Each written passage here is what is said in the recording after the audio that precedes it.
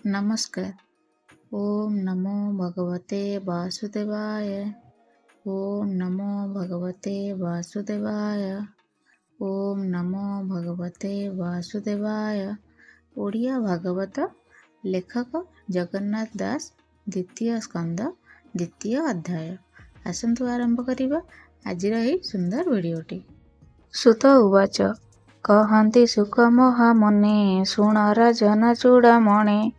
ସୁକ ଉବାଚ ଏ ଯେତେ କହିଲି ମୁଁ ତୋତେ ଈଶ୍ୱର ଶରୀର ସମେତେ ଏ ସ୍ଥୂଳ ଦେହେ ମନ ଧରି ସୁବୁଦ୍ଧି ବଳେ ଯତ୍ନ କରି ସେ ହରି ଅନ୍ତରେ ବାହାରେ ଆନକେ ଅଛି ଏ ସଂସାରେ ସେ ସର୍ବବୁଦ୍ଧି ଅନୁଭୂତ ସ୍ୱପ୍ନ ଜାଗ୍ରତ ମଧ୍ୟ ସ୍ଥିତ ସତ୍ୟ ଆନନ୍ଦ ଜଳ ନିଧି ଭକ୍ତଜନଙ୍କ ସର୍ବସିଦ୍ଧି ଯାହାର ତହୁଁ ଏ ଜଗତ ଆତ୍ମର ତୁଲେ ଉଦୟସ୍ଥ ଏହି ପ୍ରକାରେ ପୂର୍ବ କାଳେ ସେ ଆତ୍ମା ୟନି ଏ ଶୟଳେ ଆତ୍ମା ସ୍ମରଣେ ବୁଦ୍ଧି ବଳେ ସର୍ଜିଲା ଏ ବିଶ୍ୱମଣ୍ଡଳେ ପୂର୍ବେ ଯେ ମନ୍ତେ ଥିଲା ବିଧି ତେନେ ଧାରଣା ବଳେ ସାଧି ଆତ୍ମାକୁ ପାଳି ପୁଣ ହରେ ବଣିଜ ଯେହ୍ନେ ବଣିଜାରେ ସବଦ ବ୍ରହ୍ମର ଏ ପଥ ଯେ ମାର୍ଗେ ଜୀବ ଆତଜାତ ପଡ଼ି ଭ୍ରମଇ ଅଧ ଊର୍ଦ୍ଧ୍ୱେ କିଛି ନ ଲଭେ ଲାଭ ପଦେ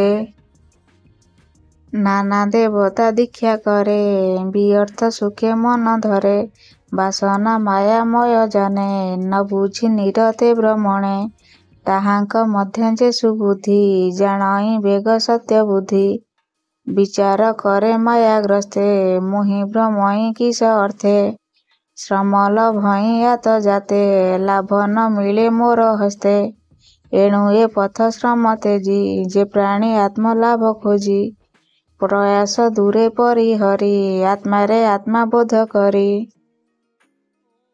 ଅଳପ ଭୋଗେ ଆତ୍ମା ପୋଷେ ବର୍ତ୍ତଇ ଅବା ଉପବାସେ ଥାଉଁ ଏ ବସୁନ୍ଧରୀୟଙ୍କ ସୁବର୍ଣ୍ଣ ପଲେଙ୍କ କି ସୁଖ ସମର୍ଥ ଭୁଜ ଥାଉ ବାମେ କି ପ୍ରୟୋଜନ ଉପାଧାନେ ଅଞ୍ଜଳି ଅଛି ଯେବେ ହସ୍ତେ କି ପ୍ରୟୋଜନ ଅନ୍ୟ ପାତ୍ରେ ଦିଗ ବିକଳ ଯାର ବାସ ବସନେ ତାର କିବା ଆସ ଲେଙ୍କଡ଼ା ବସ୍ତ୍ର ପଥେ ଦେଖି ତାର ଗ୍ରହଣେ ହୁଅନ୍ତି ସୁଖୀ ଥାଉ ସମର୍ଥ ଦୁଇ ଭୁଜ କୃତ୍ୟ କିଙ୍କରେ କିସ କାର୍ଯ୍ୟ ଆରୋହୀ ମନ ଯାର ପାଦ ଗଜ ତୁରେଙ୍ଗ କିସ ସଧ ଫଳ ପୂରିଛି ବୃକ୍ଷ ବନେ କି ପ୍ରୟୋଜନ ଭିକ୍ଷା ଅନେ ନିର୍ଝର ନଦୀ କୂପସ୍ଥଳେ କି ପ୍ରୟୋଜନ କରମଣ୍ଡଳେ ପର୍ବତ ଗୃହ ତୃଣେ ଭେଡ଼ି ସେ ତାହୁଁ ଗୃହେ କିମ୍ପା ପଡ଼ି ଏମନ୍ତ ଭାବେ କୃଷ୍ଣ ପାଦେ ଯେ ପ୍ରାଣୀ ରମନ୍ତି ଆନନ୍ଦେ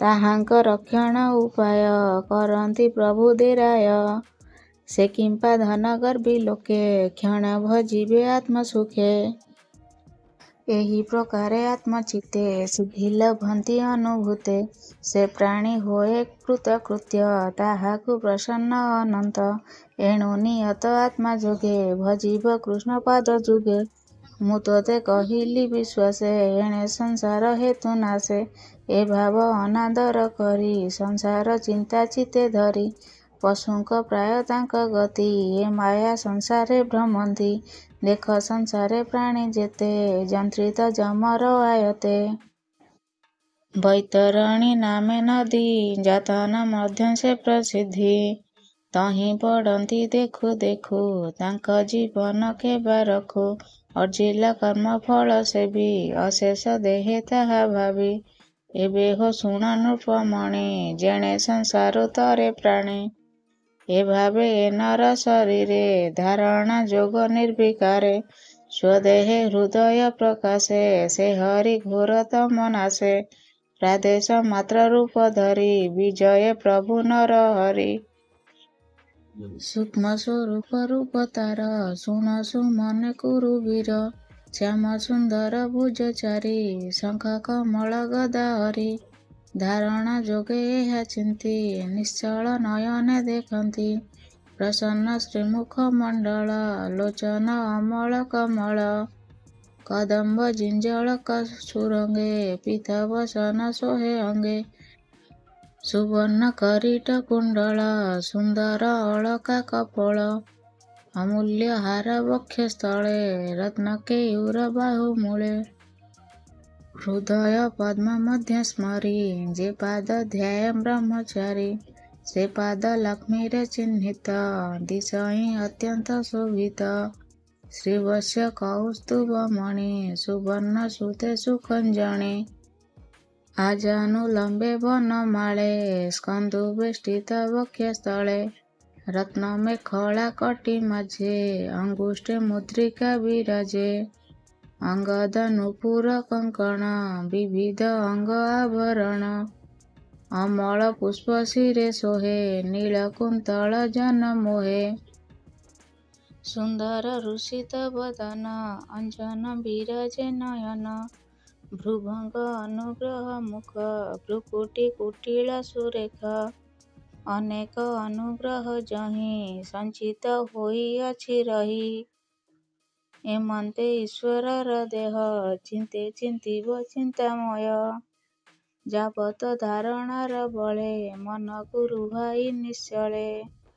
ତାବତ ଏକ ଏକ ଅଙ୍ଗେ ନିତ୍ୟ ଭାବିବ ବୃଦ୍ଧି ଯୋଗେ ହାସବଦନୁପାଦ ଯାଏଁ ଭାବିବ ବିଷ୍ଣୁ ସ୍ଥୂଳ ଦେହେ ସ୍ଥାନକୁ ସ୍ଥାନ ଧ୍ୟାନ କରି ଛାଡ଼ିବ ଅପର ଆବୋରି ଯାବତ ବୁଦ୍ଧି ଏ ଶରୀରେ ପରମେ ଭକ୍ତି ନ ବିଚାରେ ଯାବତ ବିଷ୍ଣୁ ନିଜ ଦେହେ ନ ଦେଖି ତତ୍ତ୍ୱର ଉଦୟେ ତାବତ ସ୍ଥୂଳ ରୂପ ଚିନ୍ତି ଚିତ୍ତେ ସ୍ମରିବ ନୀତି ନୀତି ସୁଖେ ବସିବ ସ୍ଥିରାସନେ ସ୍ଥୂଳ ଶରୀର ଯୋଗ ଧ୍ୟାନେ ଏମନ୍ତ କରିବ ଧାରଣ ଯାବତ ନ ଲଭେ ମରଣ ଏମନ୍ତ ଯୋଗୀ ଏ ଦେହକୁ ଯେବେ ଇଚ୍ଛିବ ଛାଡ଼ିବାକୁ ପବିତ୍ର ପୁଣ୍ୟ ତୀର୍ଥ କାଳ ମନରେ ନ କରି ବିଚାର ଯୋଗ ସାଧନେ ପଞ୍ଚ ପ୍ରାଣ ସାଧିବ ସମାଧି ଧାରଣ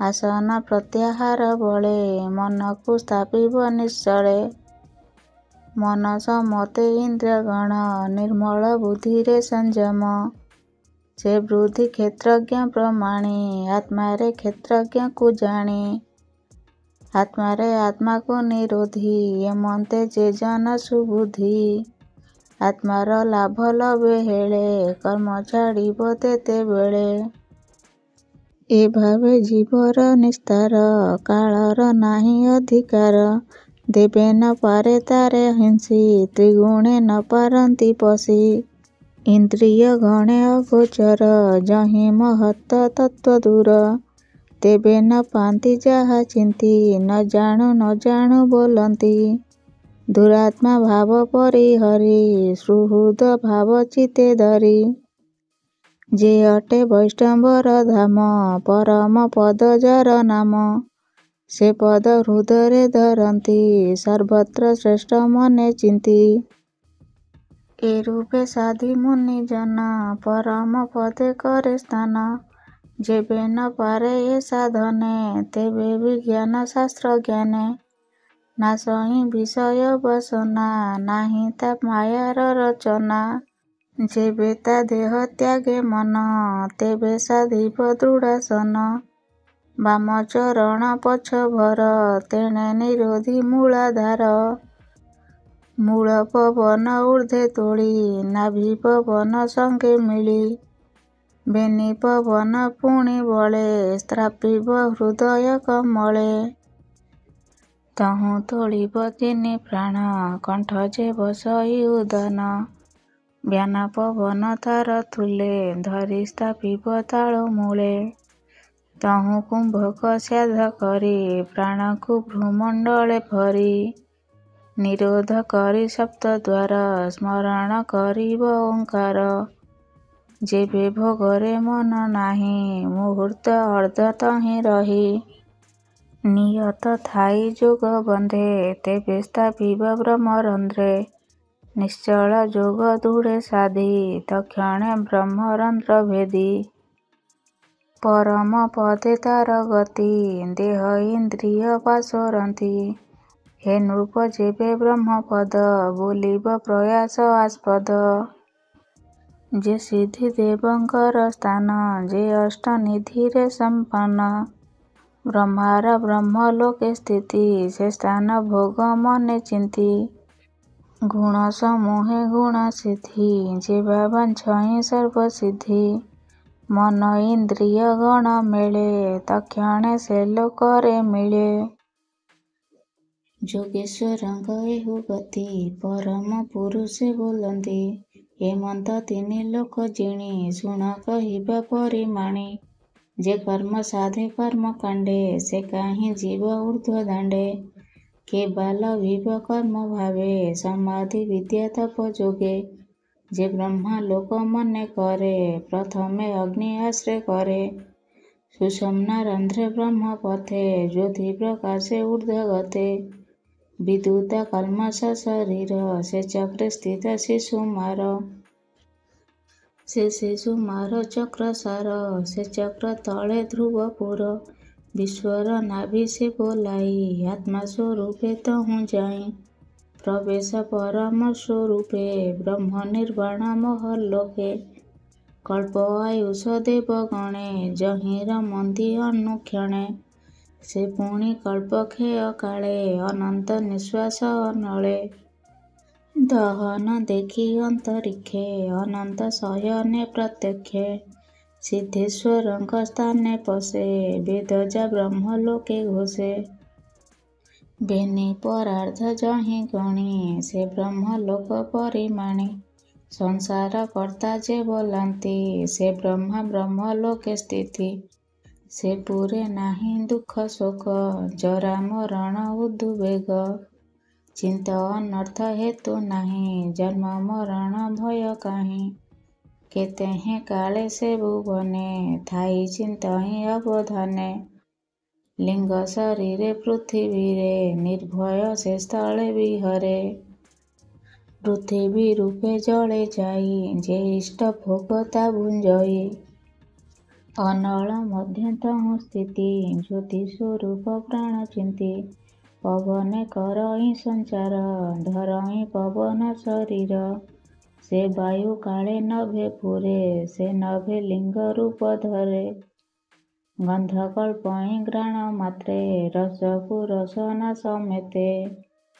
ଦୃଷ୍ଟିରେ ରୂପକୁ ସଂହରେ, ପବନ ବସେ ଚର୍ମ ପରେ।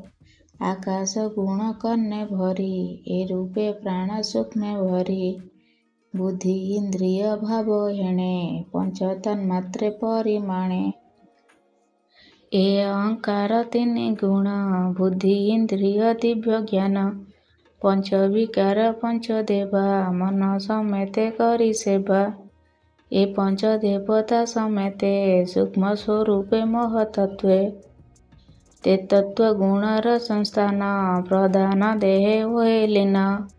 ସେ ନିତ୍ୟ ଶାନ୍ତି ସନାତନେ, ଆତ୍ମା ନିରୋଧେ ଆତ୍ମା ଜ୍ଞାନେ। ପ୍ରବେଶ କରେ ବିଦ୍ୟମାନେ, ବିଜ୍ଞାନ ଆନନ୍ଦ ଚେତନେ। ଆନନ୍ଦ ଜ୍ଞାନ ରସ ଘୋଳେ, ଶାନ୍ତି ଲଭହିଁ ସୁନିଶ୍ଚଳେ। ଏମନ୍ତେ ଧାରଣାନୁଭାବେ, ନିକ୍ଷେପ ସଇ ବାସୁଦେବେ। ଅନ୍ତେ ଲଭଇ ଯେଉଁ ଗତି, ତାହାଙ୍କୁ ବୋଲି ଭାଗବତୀ। ଯହିଁ ପଶିଲେ ଆତ୍ମା ମନ, ନ ଲଭେ ପୁନରାଗମନ।